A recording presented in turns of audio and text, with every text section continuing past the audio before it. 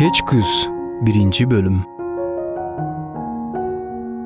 Eje bilesizbe, azыр менин окуямды айтсам, бирде мени жек көрүп, бирде мага боор оорушуңуз мүмкүн. Сиз мени жек көрүп турсаңыз да, мен сизге өз окуямды баяндап, бир аз болсо да жеңилдеп алууну чечтим, деди маңдайымда отурган, жашы 40ка таяп калган, такыр сынын жоготпой, кайгылуу көздөрүнүн ичинде көп окуяларды жашырып турган каарманым. Мен апамды такыр көргөн эмесмин. Эми такыр көрбөдүм десем туура эмес. Мен апамдын сүрөтүн көргөнмүн. Апам мени жарык дүйнөгө алып келгенден кийин, мени төрөткөн доктор көкүрөгүнө койгондо, мени бир жыттаптыр да, бул жарык дүйнө менен кош айтышыптыр. Апамдын балалык чагынан жүрөгү ооруп, доктор төрөгөнү болбойт дегенне карабай, мени жарык дүйнөгө алып келгенин, мени апаңды жеген жетимсиң деп кичинемден кордогон жеңемден укканмын. Апам өлгөндөн кийин жыл айланбай атам үйлөнүптүр. Өгөйдүн колунда кор болбосун деп, мени чоң энем өзү чоңойтtu.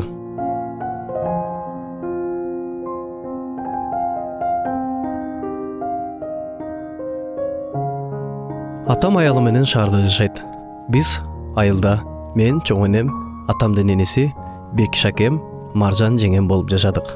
5 жашка чейинки жашоомду элес булас билем. Аркасына көтөрүп алган чоң энем анча-мынча той топурга алып барчу. Мен 5 жашка чыкканда жол кырсыгынан атам каза болуп, атамдын каза болгонун көтөрө албай, 3 айдан кийин чоң энем каза болду. Мени апамдын бир туугандары алып кетебиз дешсе, Бекиш акем агамдын жалгыз кызын өзүм карайм деп бербей коюптур. Аксаамай, өлүгүңдү көрөйүн. Куу жетим, сен Бекиш экөөбүздүн да башыбызды жейсиң. Туулбай атып, апаңды жедиң, атаңды жедиң, чоң энеңди жедиң. Сен кара жолтойсуң деген Маржан жеңемдин кыйкырыгы азыр деле кулагыма жаңыра берет. Бекиш акем кой оозуна чөп албаган момун. Маржан жеңем мени тилдеп жатса да унчукпайт. 5 жашымдан баштап азаптуу күндөрдү башыман өткөрө баштадым. Маржан жеңемдин балдарын мен чоңойттум десем да болот. 5ке бөлөп берет, терметем. Уктагандан кийин шымдарын жууйм, тазалайм. Өлүгүңдү көрөйүн жетим. Сен тойбойсуңбу? Нандын баарын сен эле жедиң деген жеңемдин үнүнөн заарканып, тамакты ичпеген күндөрүм көп болгон. Кээ бир күндөрү апам менен кошо өлүп калсам болбойт беле деп ыйлап да чыгам.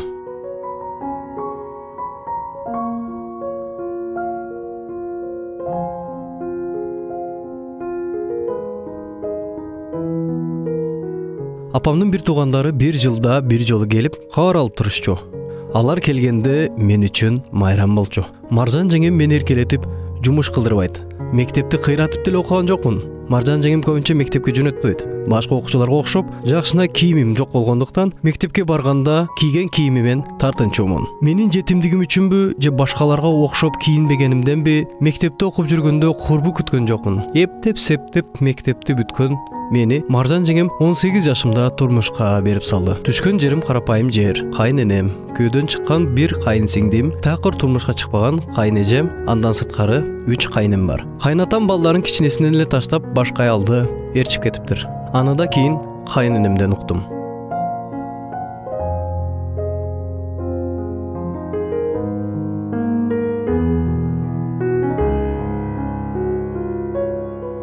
Кайнежем иштебейт, эртеден кечке үйдө болбойт. Эгер баары таза болбосо, урушуп турат. Жини аябай тез, жини келгенде эч нерсеге карабай урушат.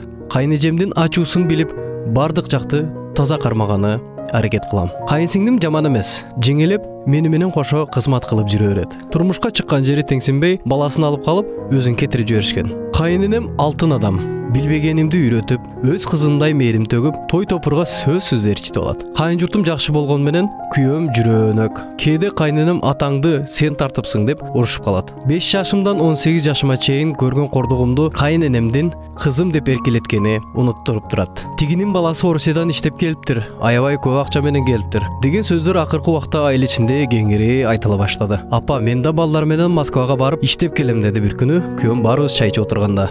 Кимдер барат экен? Алып кете турган адам болсо, барсаң барып иштеп кел. Артыңда 3 иниң бой жетип турат. Үй салып бөлүнүп кетпесеңер, эртең келинди каяка алам деген кайненемдин сөзүн кайнежем да туура көрүп, көп өтпөй күйөөм Москвага жөнөп кетти. Күйөөм кеткенде мен 6 айлык кош бойлуу болчумун.